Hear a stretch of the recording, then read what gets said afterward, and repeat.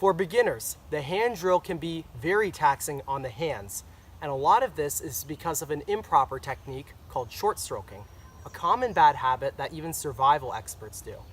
Short stroking concentrates all the pressure on your palms that are stretched out when you do this.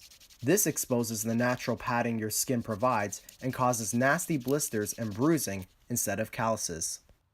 Short stroking is also bad because you only use half the length of your hands, which means it is very inefficient. With proper technique of full-length strokes, you double the distance on your hands. This increases the rotations per minute of the spindle and means you can go faster.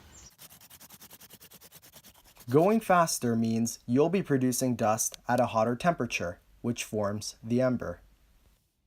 Doing full-length strokes also distributes the pressure on the entire surface area of the hand, which doesn't strain one or two parts more than the others.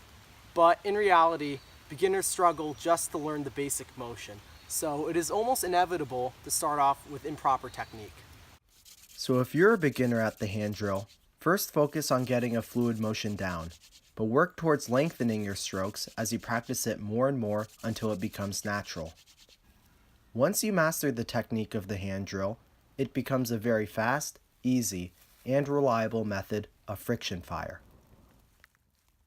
That's 1 Minute Survival. Thanks for watching.